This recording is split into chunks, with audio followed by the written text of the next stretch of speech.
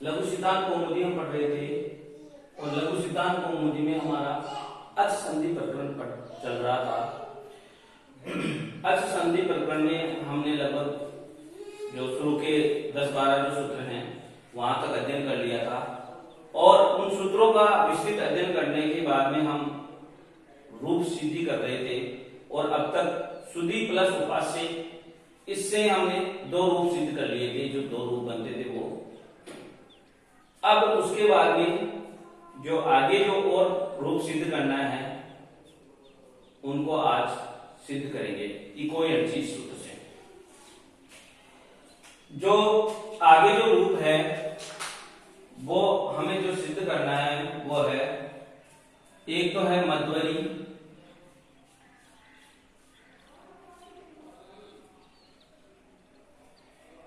और एक है मध्य, आधा है भरी, ऐसे है। इन दोनों रूपों को हमें आज सिद्ध करना है पहले, फिर उसके बाद में हम दूसरे रूप लेंगे। तो ये सिद्ध करने के लिए सबसे पहले इनका संधि विच्छेद जो होगा वो अपन वहां पर दिया हुआ है। स्थिति यह होगी मधु प्लस अरि, मधु प्लस अरि।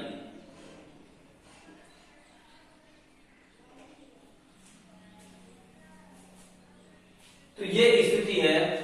इस स्थिति में सबसे पहले इकोएनर्जी सूत्र लागू होगा।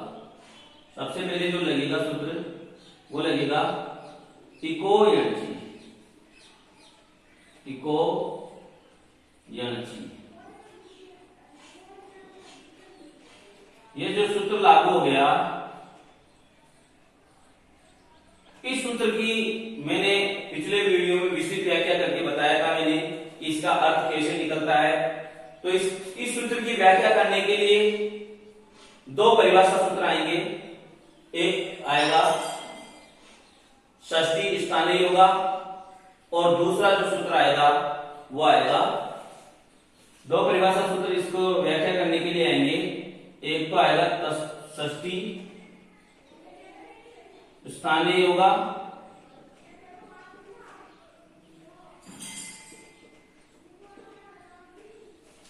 और एक परिभाषा सूत्र आएगा तस्मिन् नीति निर्दिष्टे पूर्वस्य, तस्मिन् नीति निर्दिष्टे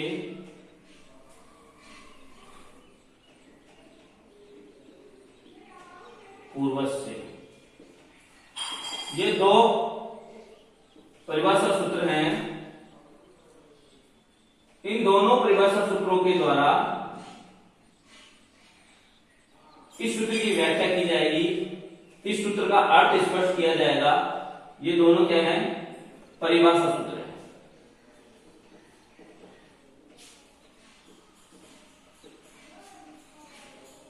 षष्ठी स्थानीय योगा और तस्मिन् नीति निर्दिष्टे पूर्वस्य, इन दोनों सूत्रों के द्वारा इकोएनर्जी इस सूत्र की व्याख्या की जाएगी। तो इसका अर्थ स्पष्ट होगा, इक स्थाने यण स्यात् अचि संहितायाम विषय। इस प्रकार से मैंने पिछले वीडियो में भी इसको विस्तृत व्याख्या कैसे हुई थी जो समझ लिया था। बार बार विस्तृत व्याख्या करने की आवश्यकता नहीं है। यदि आपको इसको समझना है तो मेरे पिछले वाले वीडियो में जाकर के आप देख सकते हैं।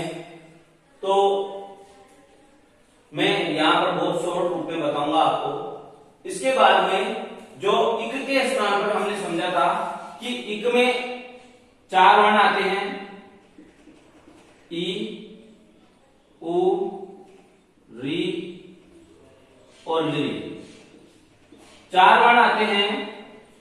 उन चारों वर्णों के इक के स्थान पर यह सूत्र कहता है कि इक के स्थान पर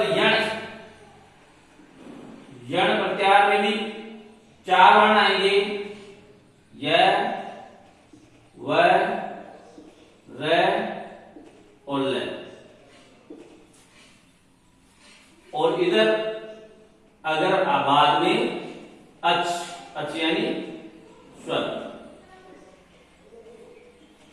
इक के स्थान पर यण आदेश होता है यदि बाद में इक के बाद में यदि अच यानी स्वर हो तो। ऐसा हमने सूत्र की व्याख्या पढ़ी थी। अब यहां पर हम देखेंगे तो इसमें हमें दो इक नजर आएंगे। कौन से इक? दो इक कौन कौन से नजर आएंगे? एक इक ये रहा उ, एक इक ये रहा ई। दो इक नजर आएंगे ना, क्योंकि इक में चार वर्ण होते हैं, ई उ री और री, चार वर्ण होते हैं इक में, हम जानते हैं। तो हमें दो इक नजर आएंगे, एक मधु में जो उ है वो, एक अली में री के अंदर जो ई है वो। ये दो इक नजर आएंगे, लेकिन ऐसा इक जिसके बाद में अच हो, ऐसा इक जिसके बाद में अच हो, उसी के स्थान पर हमें क्या करना है? यण करना है। तो ऐसा इक हम देखेंगे तो हमें एक ही इक मिलेगा यहां पर, केवल मात्र उ, क्योंकि इसी इक के बाद में, इसी के बाद में स्वर आ रहा है आगे, इसीलिए एक मात्र उ मिलेगा। इस उ के स्थान पर यण करना है।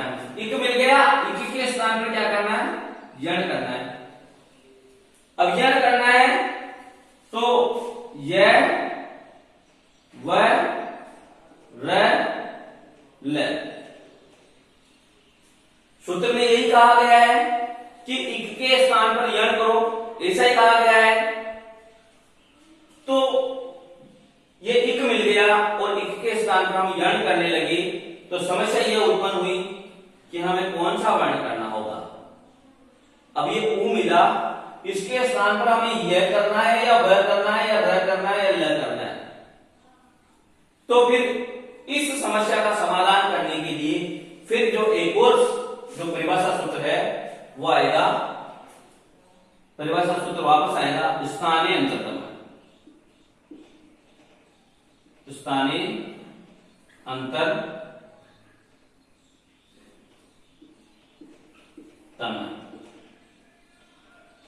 ये भी परिभाषा सूत्र है। ये परिभाषा सूत्र आकर के इस जो ये समस्या हुई थी हमारे कि जो हमें उ मिला, उस उ के स्थान पर चारों वर्णों में से कौन सा वर्ण हो, उस समस्या का समाधान करने के लिए ये परिभाषा सूत्र आता है। मैंने पिछले वीडियो में बताया है कि परिभाषा सूत्र किसे कहते हैं कि जहां पर अनियमे नियम कारणीय परिभाषा ऐसी व्याख्या की गई है। जहां पर अनियम की स्थिति पैदा हो जाती है, वहां पर जो नियम बताते हैं, जहां पर अनियम की स्थिति हो जाती है, वहां पर जो नियम बताते हैं, सही नियम, वह परिभाषा सूत्र कहलाते हैं। तो यहां पर जो अनियम की स्थिति हो गई थी कि उ के स्थान पर चारों वर्णों में से कौन सा वर्ण किया जाए, तो ये अनियम की स्थिति को नियम पे लाने के लिए परिभाषा सूत्र काम में लेते हैं। इसीलिए परिभाषा सूत्रों को जो पाणिनीय अष्टाध्याय है उसमें दीपक के समान माना गया है, क्योंकि यदि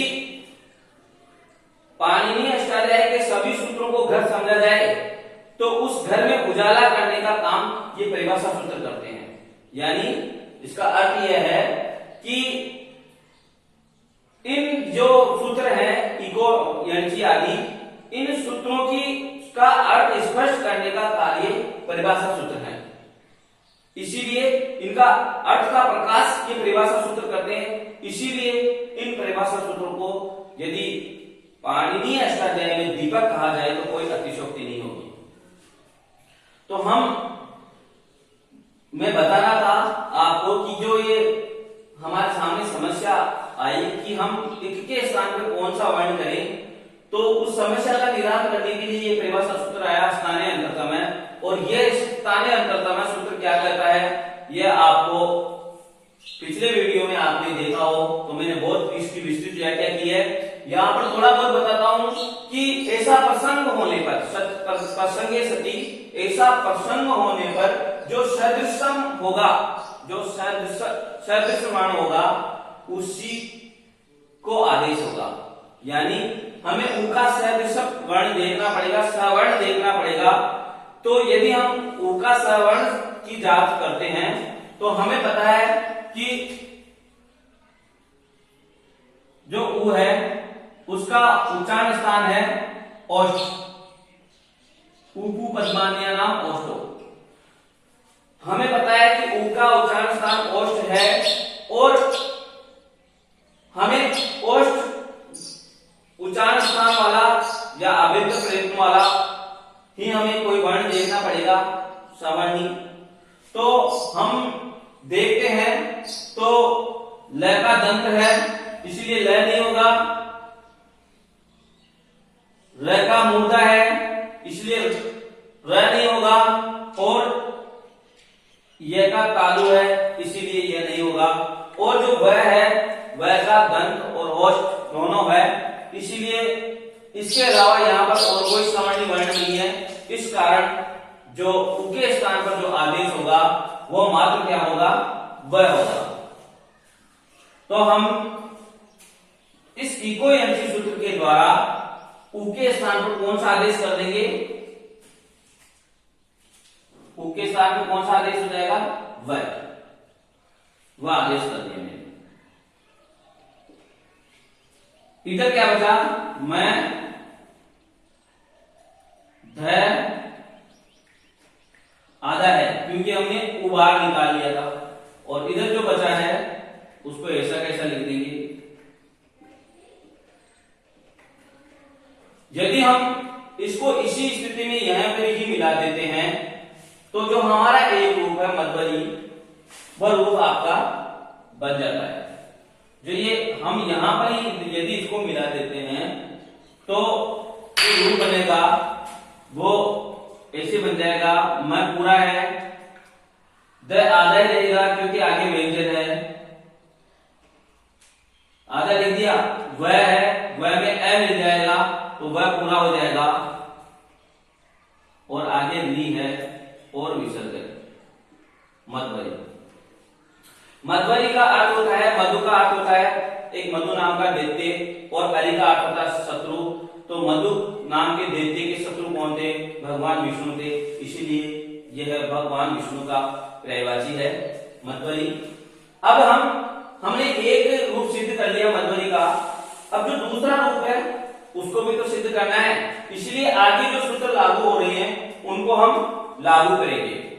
इसके बाद में जो सूत्र लागू होगा वो होगा अनचिच।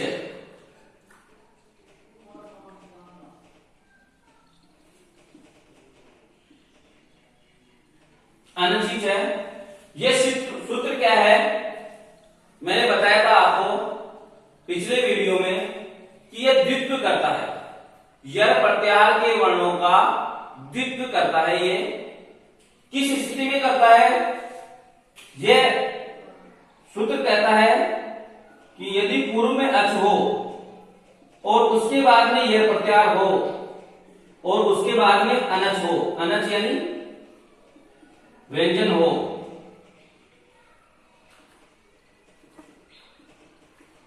तो इस यर प्रत्याहार वाले वर्णों का द्वित्व हो जाता है।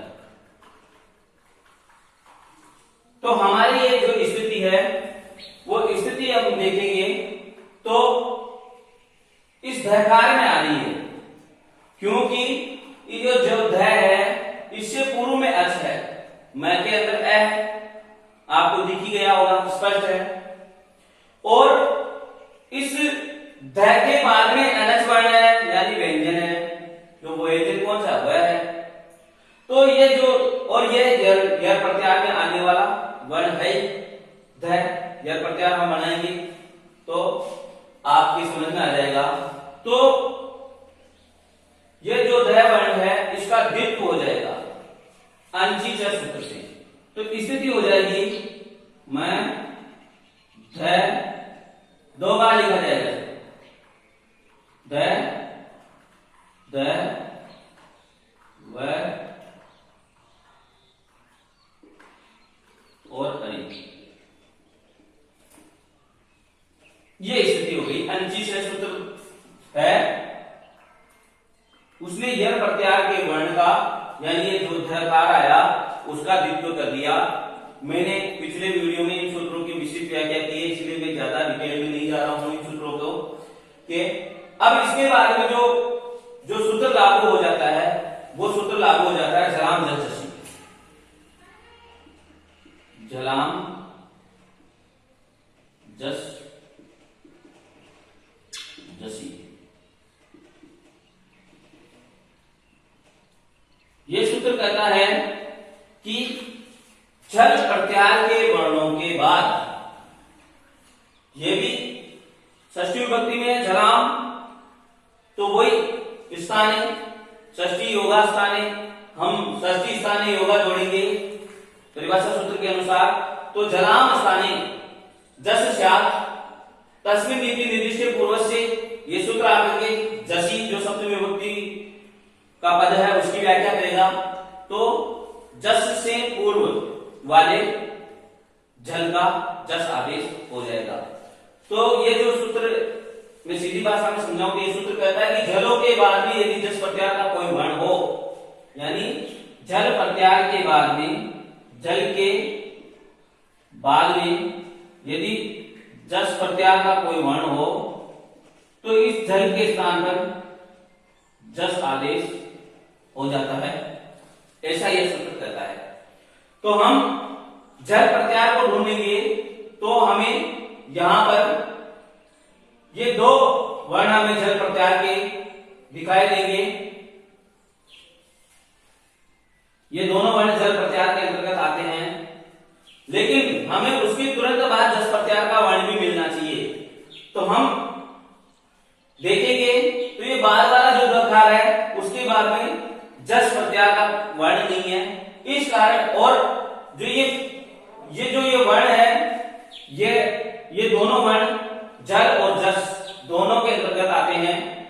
कहने मतलब झल प्रत्यार के अंतर्गत भी धकार आता है और जस प्रत्यार के अंतर्गत भी धकार आता है। तो हम इसको, जो ये पूर्व वाला है, इसकी सूत्र के अनुसार स्थिति सही मिल गई, यानी जो ये ऐसा झल प्रत्यार का वर्ण है जिसके तुरंत बाद जस प्रत्यार का वर्ण है, जो जस प्रत्यार है उसका वर्ण है तुरंत बाद, इसीलिए जो ये झल है इसके स्थान पर जसत्व हो जाएगा। अब जसत्व हो जाएगा तो जसत्व का यदि हम प्रत्यार बनाते हैं तो बनता है ज, ब, ग, ड़ और द। इस प्रकार से वर्ग का तीसरे वर्ण बनते हैं। तीसरे वर्ग के प्रत्येक वर्ग के तीसरे वर्ग जस प्रत्यार के अंतर्गत आता है, तीसरा वर्ण होता है जो। तो यहां पर जो द है इसको वर्ग का तीसरा, यानी वही बात स्थानीय अंतर्क्रमण के सूत्र यहां लागू हो जाएगा।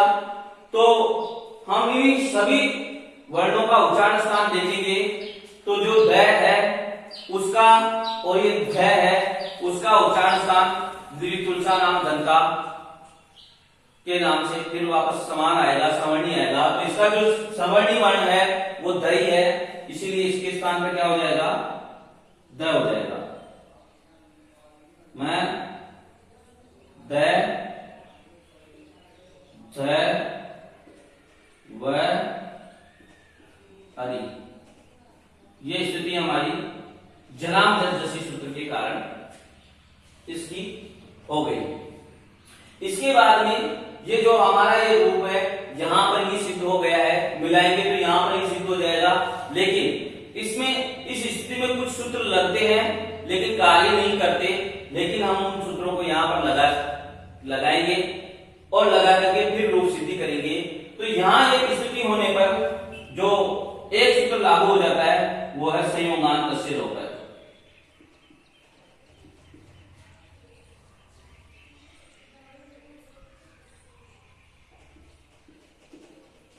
संयोगांत तस्य लोकर, ये सूत्र लागू होकर के ये सूत्र क्या कहता है कि ऐसा पद जिसके अंत में संयोग हो, ऐसा पद जिसके अंत में संयोग हो, तो उस पद की उस पद का लोप हो जाता है, ये सूत्र कहता है।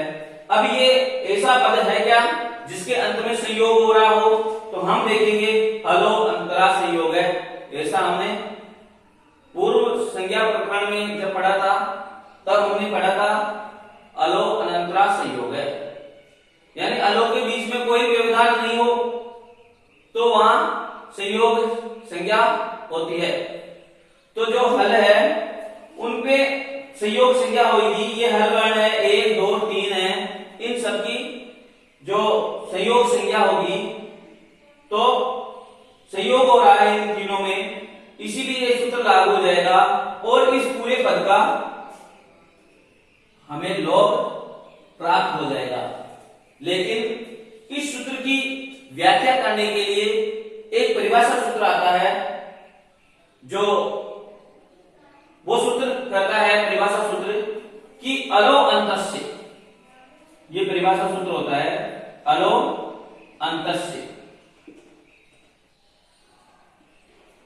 ये सूत्र आकर के जो ये लोप प्राप्त हो गया था इस सूत्र के कारण, ये सूत्र आकर के निषेध कर देता है उसका।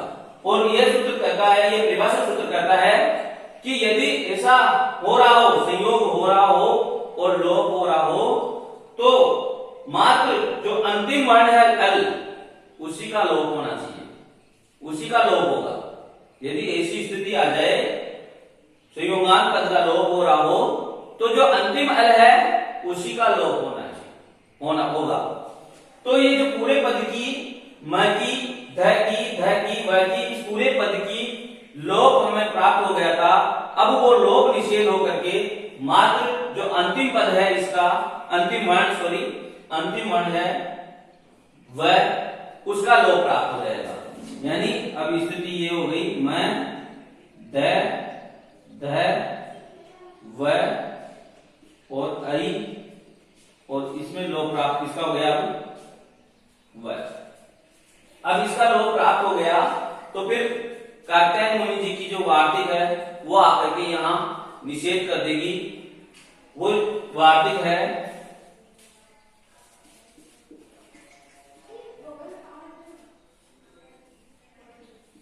यणो प्रतिषेधे यणो प्रतिषेधो वाच्यम। ये वार्तिक है, ये वार्तिक कहती है कि संयोगांत पद में कहीं पर अल का लोप हो रहा हो तो यदि उन अल में यण प्रत्यार का कोई वर्ण हो तो उसका तो निषेध होता है, उसको तो लोप करना ही नहीं है। तो ये स्थिति ऐसी की ऐसी रह जाएगी हमारी मैं ध व और अली। अब जब निषेध हो गया तो स्थिति ऐसी की ऐसी रहेगी। अब आगे कोई सूत्र लागू नहीं हो रहा तो हम मिलाएंगे तो हमारा जो सेकंड रूप है मध्वरी वो बन जाएगा मैं ध व और री। ये हमारा एक रूप यहां पर मध्वरी सिद्ध हो गया, एक रूप यहां पर सिद्ध हो गया। इस प्रकार से हमारा ये दोनों रूप हमारे सिद्ध हो गए। इसके बाद में जो जो अन्य रूप हैं उनको सिद्ध करना हमें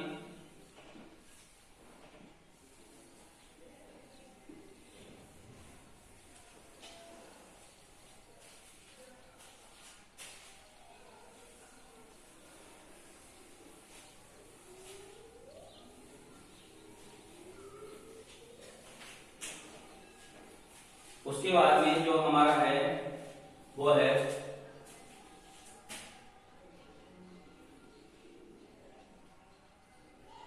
एक तो है दात्रंश है, ये रूप सिद्ध करना है हमें, और एक है धा त्रंश है। ये दोनों रूप हमें सिद्ध करने हैं। स्थिति हमें दी हुई होती है धात्री प्लस अंश है।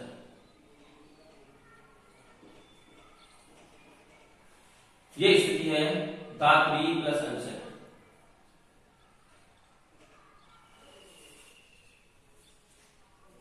धात्री, धात्री का अर्थ होता है ब्रह्मा, और अंश का अंश यानी ब्रह्मा जी के अंश, यानी ये ब्रह्मा जी के अंश हैं चंद्रमा, इसीलिए धात्रिंश चंद्रमा शब्द का पर्यायवाची है। चंद्रमा जी जो है चंद्रमा देव, उनको धात्रिंश कहा जा सकता है, कहा जाएगा। तो हम ये इस स्थिति में जो हमारा जो सूत्र लागू होगा वो है इकोयंशी। ये सूत्र लागू होगा, हमें वही स्थिति देखनी है कि ऐसा इक जिसके तुरंत बाद में अच हो, उस इक के स्थान पर यन करना है। तो ऐसा इक हमें मिल गया यहां पर री, ये री मिल गया। ऐसा इक क्यों है ये? क्योंकि इसके तुरंत बाद में अच है। इस इक के स्थान पे हमें क्या करना होगा? रह करना होगा, क्योंकि स्थानीय अंतरतम सूत्र के द्वारा हम स्थानों को देखेंगे तो इस री के स्थान पर रही आदेश होगा, क्योंकि यह ही इसका सवर्णी है। ऋतुषाणाम मूर्धा, दोनों के उच्चारण स्थान री के और रह के, मूर्धा है उच्चारण स्थान है, इसी कारण ये एक दूसरे के सवर्णी हुए, इसीलिए री के स्थान पर रही आदेश होगा। यहां तक आपके समझ में आ गया होगा। तो अब स्थिति हो गई धा तो आधा, क्योंकि हमने री बाहर निकाल लिया था, और उसके बाद में अंश है, ये स्थिति होगी। अब यदि हम इस जगह मिला देते हैं तो हमारा एक रूप सिद्ध हो जाता है, जो फर्स्ट नंबर पे लिखा हुआ है ऐसे कि धा तय र और ए मिलकर के संयुक्त वर्ण बन जाएगा त्रय। इस तरह के अंतर्गत क्या क्या है? तय है, र है और ए है। इस प्रकार से त्रय बन जाएगा, बिंदी है और से। इस प्रकार हमारा जो एक रूप है धात्रिंश है वो हमारा सिद्ध हो गया है। परंतु यहां पर फिर वही अंशिच सूत्र लागू हो जाएगा। अंकी च, ये सूत्र मैंने पहले व्याख्या कर दिया है, इसलिए मैं इतना ही लिखूंगा कि यदि अच हो और अच के बाद में यह प्रत्यार का कोई वर्ण हो, और उसके बाद में अनच यानी व्यंजन हो, तो उस यल के स्थान पर क्या हो जाएगा? द्वित्व हो जाएगा। तो स्थिति यह हो जाएगी कि यल हमें मिलेगा, तो ऐसी स्थिति हमें सिर्फ तय के अंदर ही मिलेगी, क्योंकि ये दोनों वर्ण यह प्रत्यार के अंतर्गत आते हैं। लेकिन जो ये तय है इसके बाद में अनच होना चाहिए, तो जो अनच है वो तय के बाद में है, र के बाद में अच है, इसलिए अनच नहीं है ये। और इससे पूर्व भी अच होना चाहिए, तो तय से पूर्व भी अच है, तो ये जो स्थिति है वो सिर्फ तय की ही मिलती है ऐसी, इसीलिए तय का क्या हो जाएगा? द्वित्व हो जाएगा। तय को अंशिच सूत्र द्वित्व कर देगा, तो इस तय को दो बार लिखा जाएगा ऐसे। अब स्थिति हो गई था डबल बार तय हो ही गया, द्वित्व कर दिया हमने, फिर रह और आगे क्या है? अंश।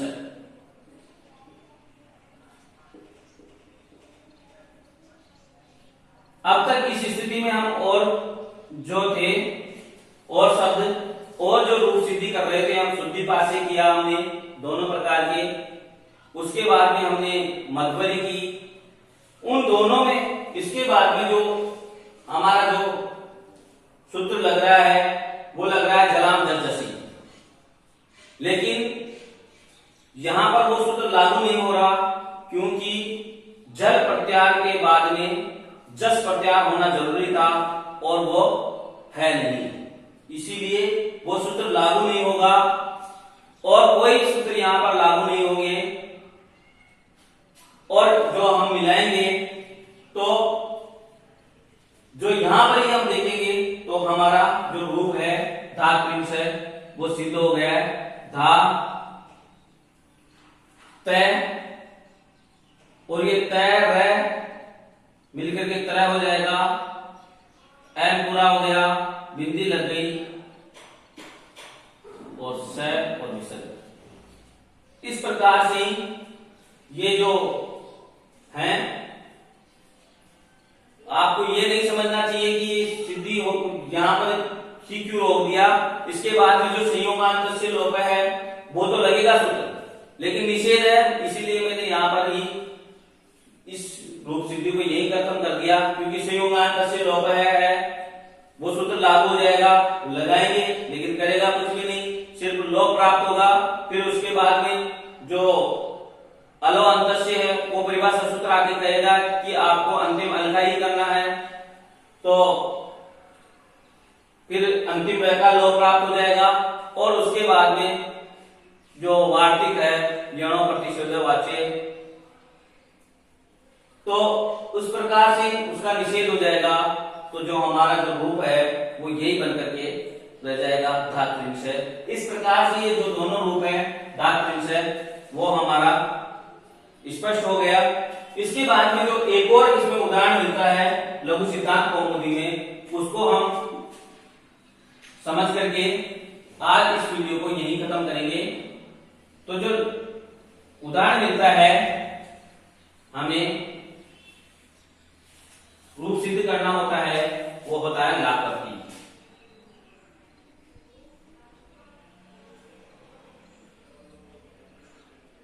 ये रूप हमें सिद्ध करना होता है और इसका जो स्थिति दी हुई होती है ये होती है लृ प्लस आकृति। हम इको एलसी लगाएंगे। इको एलसी सूत्र इक के स्थान पर यण आदेश करेगा अच संहिता के विषय में।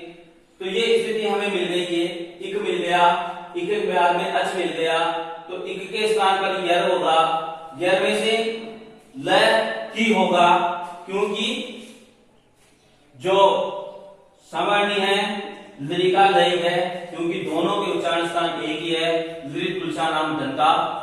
तो इस लृ के स्थान पर मात्र एक क्या होगा ल। आगे स्थिति आएगी आकृति, अन्य कोई सूत्र इसमें लागू नहीं होगा, इसी कारण हम मिलाएंगे तो बनेगा लाकृति।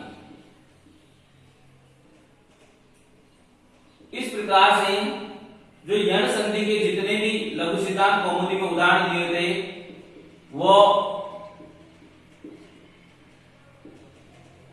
इस प्रकार से लघु सिद्धांत कौमुदी में जितने भी उदाहरण दिए थे वो मैंने उनके रूप सिद्ध करके मैंने यहाँ बता दिए हैं। अब आगे हम पढ़ेंगे जो अगला जो सूत्र है लघु सिद्धांत कौमुदी का वो अगले वीडियो से पढ़ेंगे। यदि मेरा वीडियो आपको पसंद आया हो तो इसे लाइक और शेयर जरूर करें और चैनल को भी सब्सक्राइब करें। धन्यवाद।